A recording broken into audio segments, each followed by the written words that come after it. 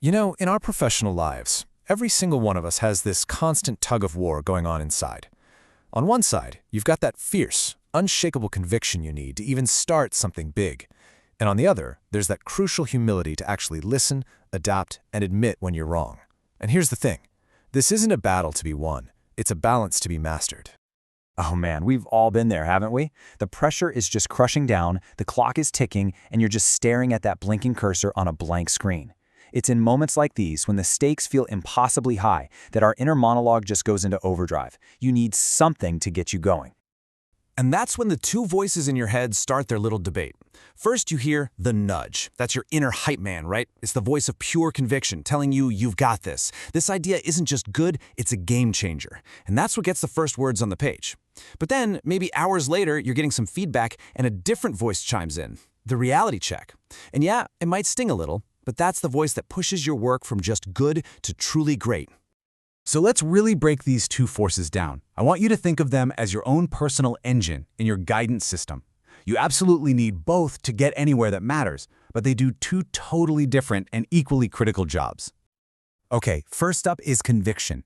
This is your engine. It's that deep, gut-level belief that turns a problem that looks impossible into just another puzzle to solve. This isn't just wishful thinking. It's a strategic tool. It gives you the permission you need to chase those really ambitious, kind of crazy ideas. And that belief, it's contagious. It inspires your whole team to jump in with you.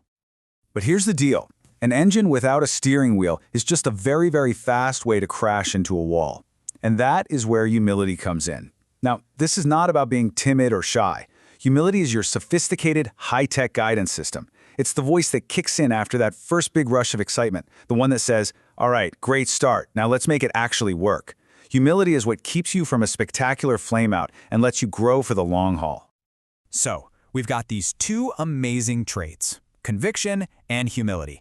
But what happens when that balance gets all out of whack? Well, this is where things get really dangerous. When one of these voices completely drowns out the other, these good qualities can become, honestly, pretty destructive. And when conviction runs wild, its most dangerous trap isn't what you'd think. It's not always loud, obvious arrogance. It's something way, way sneakier. It's perfectionism.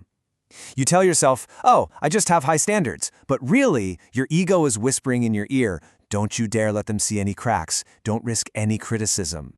Let me tell you a real story.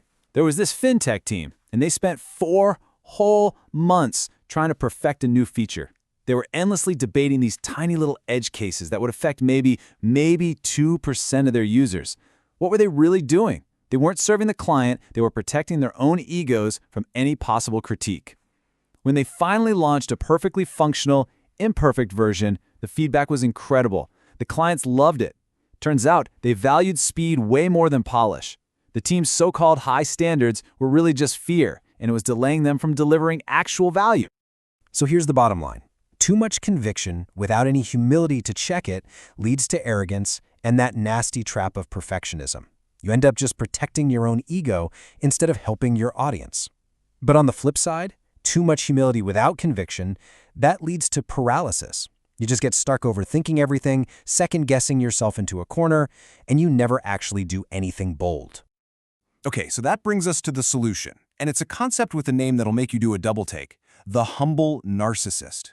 Yeah, I know, it sounds like a total contradiction, but it's actually the strategic sweet spot we're all aiming for. It's about having just enough self-belief to start something audacious and just enough humility to see it through with wisdom.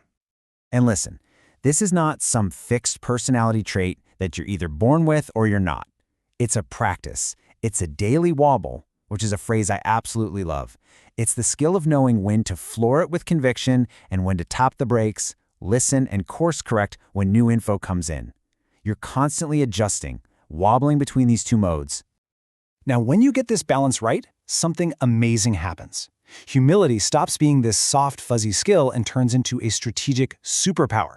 It lets you take accountability without getting defensive, which builds massive trust. It helps you see criticism not as a personal attack, but as free, high-value consulting. And instead of dominating every conversation to prove you're the smartest one in the room, you start orchestrating them, amplifying the intelligence of your entire team. I mean, just look at Nobel Prize winner Max Perutz. He ran a lab that produced multiple Nobel laureates. So how did he do it? It wasn't by being the loudest guy with the biggest ego. It was by creating an environment of intense, rigorous debate, where ideas could be torn apart without making it personal. His humble leadership is what let the collective genius of his team truly shine.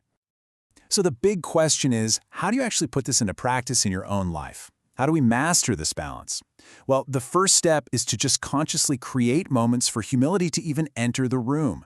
For example, next time you're leading a meeting, try starting with something like this. Okay, here's my current thinking on this, but I know for a fact it's just a starting point. What am I missing here? What are the weaknesses you see? That's not a sign of weakness, it's a direct invitation for your team to turn on their brains and make the idea better. Because really, the true skill here isn't just having these traits. We all have them. It's about being able to access the right one at the right time. Think of yourself as a pilot.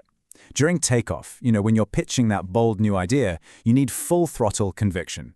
But once you're cruising and a warning light flashes on the dashboard, unexpected data, a skeptical client, a concerned teammate, that's your signal to switch over to the humility guidance system. A simple question you can ask yourself in those moments is this: is my goal right now to be right or to get it right? The first one, that's your ego talking. The second one, that's excellence. So I want to leave you with that question to really think about. What are your triggers? What's that personal warning light for you? Maybe it's a certain phrase from a colleague you trust. Maybe it's a piece of data that just doesn't fit your story. Or maybe it's just that little feeling in your gut. Identifying that signal, the thing that tells you, hey, it's time to shift from conviction mode into listening mode, that is the absolute key to unlocking real, sustainable success. It's how you make sure your best ideas don't just get off the ground, but they actually make it across the finish line.